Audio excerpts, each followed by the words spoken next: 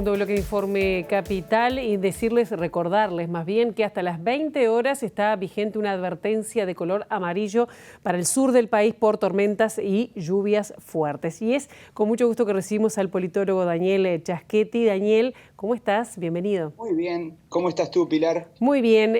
Bueno, diferencias de miradas o diferentes números, eso ya te lo pregunto a ti, respecto a este nuevo informe que emitió la Comisión Económica para América Latina y el Caribe, la CEPAL, respecto a cómo los países han enfrentado la pandemia, cuántos recursos han invertido para afrontar la COVID-19.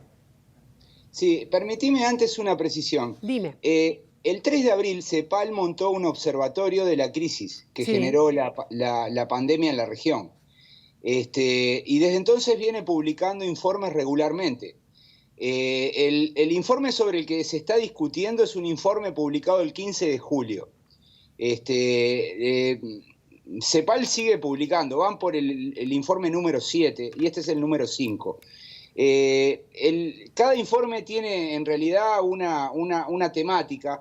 En algunos casos es la reactivación de la economía, en otros el desafío social, en otro la situación del tejido de empresas, y así van cambiando informe a informe. El número 5 estaba centrado en el gasto que hicieron los países para enfrentar a la pandemia, que es una de las recomendaciones de CEPAL, ¿no? CEPAL recomendó 8 iniciativas que van desde el salario mínimo solidario para los sectores informales hasta políticas expansivas del gasto. Y acá está el centro neurálgico de la discusión.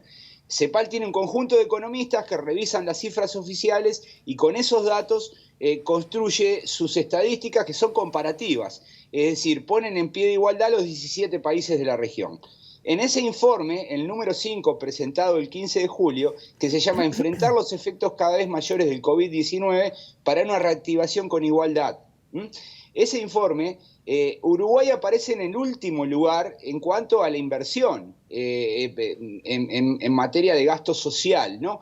Acá no estamos distinguiendo entre la inversión para salud o la inversión para políticas de compensación, sino que es cuánto se gastó en esta instancia. Esas cifras, bueno, al gobierno le cayeron mal, porque por un lado vulnera o erosiona su imagen internacional, ¿no? Y por otro lado, la oposición las tomó como caballito de batalla. Hay que recordar la discusión de Lacalle Pou con Vergara. Lacalle Pou no suele responderle a los legisladores del Frente Amplio, pero en ese caso lo hizo. Por tanto, la verdad es que este es un tema bastante delicado, porque no tenemos ningún antecedente, por lo menos de 1985 para acá, de un presidente diciendo que los números de CEPAL están mal, y eso fue lo que ocurrió. Además, luego tenemos una respuesta de la secretaria ejecutiva de CEPAL, Alicia Bárcenas, que es una persona con mucho reconocimiento internacional, que hace más de 12 años que dirige CEPAL, donde dijo que, bueno, que explicó que los datos son datos oficiales y que no van a cambiar el informe. Por tanto, yo creo que acá el gobierno se metió en un problema producto de algunas contradicciones que viene mostrando desde que comenzó el gobierno. ¿En qué consisten estas contradicciones? Bueno, en que al gobierno le cuesta mucho reconocer que la herencia recibida no era tan mala, porque en realidad el gobierno está gastando poco, eso es verdad, rompe los ojos.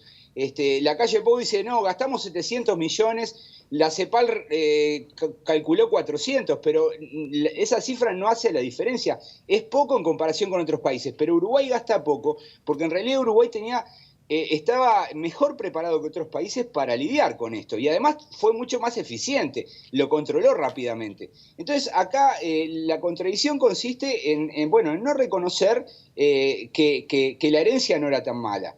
Es decir, como el gobierno tiene unos objetivos de austeridad en el próximo presupuesto, de recorte, porque es una promesa fuerte de campaña, porque quiere mantener el investment grade, Bueno, esa política se da de bruces con el discurso de que, bueno, de que el país estaba fundido y que para eso hay que hacer ese recorte, ¿no? Entonces me da la impresión que, bueno, que este es un error y sobre todo es un error de todos aquellos que no leyeron el informe o lo leyeron mal y salen a criticar, digamos, livianamente a CEPAL, ¿no? Es decir, me parece a mí que, bueno, lo que se debería entender es que, en primer lugar, si Uruguay gastó poco, es porque tal vez Uruguay tenía un sistema nacional integrado de salud, porque la pobreza era menor que en otros países, porque se controló rápidamente el virus. Esa era una respuesta mucho más inteligente que simplemente salir a censurar y a decir que las cifras de CEPAL son malas, ¿no? Además, Bárcena en este caso también dijo que Uruguay cuenta con un estado de bienestar más avanzado que el resto de los países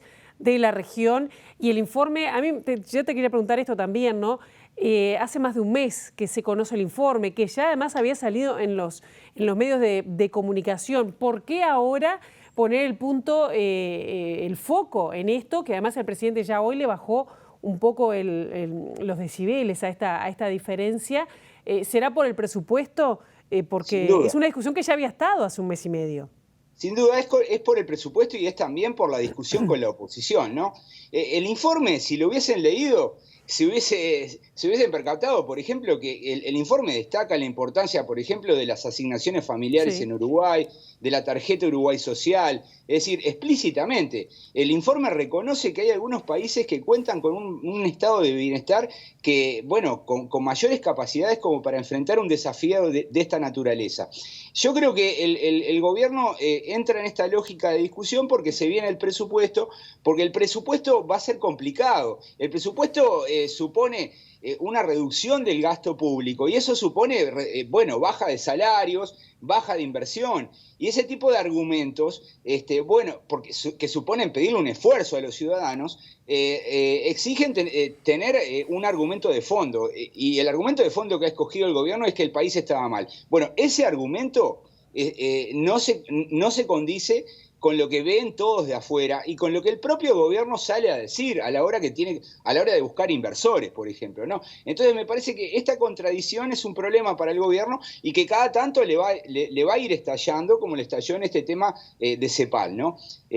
Para mi gusto, lo que hizo hoy en la conferencia de prensa el presidente es mucho más razonable, es salir de esa discusión y tratar de construir un conjunto de argumentos que básicamente tienen que reconocer dos cosas, ¿no? Que el país no estaba tan mal y que el gobierno fue eficaz para poder enfrentar la pandemia y regular el gasto. Ese era el argumento que deberían haber desarrollado. Claro, el tema que también estamos no. en campaña, ¿no? De cara a las elecciones departamentales, que también ahí se juegan otros partidos.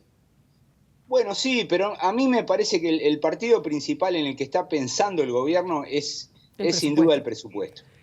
La Bien. reunión de hoy del presidente con los líderes de la coalición, con la bancada de la coalición, está orientada a eso, ¿no? Porque el primer foco de conflicto, esto ya lo hemos analizado en otra columna, pero vale la pena reiterarlo, el primer foco de conflicto va a estar adentro de la coalición, porque bueno, los distintos partidos de la coalición tienen ministerios, ellos quieren tener presupuesto, pero los recortes van a ser importantes, entonces lo primero es alinear a la tropa, se podría decir, y bueno, me parece que esto es parte de esa discusión, y en todo caso me da la impresión que en las próximas semanas esto va a ir quedando bastante más claro, ¿no? Es decir, esa disyuntiva entre reconocer que el país no está tan mal y la necesidad de implementar medidas impopulares como lo son recortar el presupuesto y el gasto público. Bien, y solo como un apunte, otro de los temas o de los informes que había sacado el Observatorio de COVID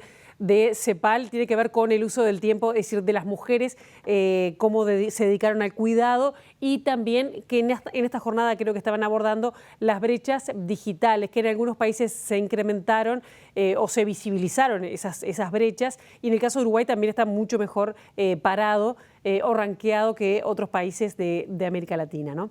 Un tema para seguir.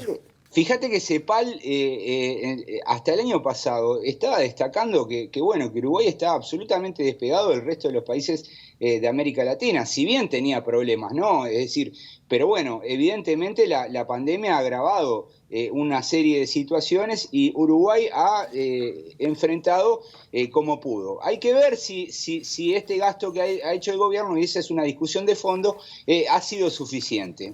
La oposición cree que no, el gobierno cree que sí, o está dispuesto a ir abriendo a medida que pasen las semanas y los meses. Entonces, esta es una discusión que va a permanecer abierta y la resolución la vamos a ir viendo en el futuro. Gracias, Daniel. Nos vemos en una semana. Gracias, Pilar. Saludos.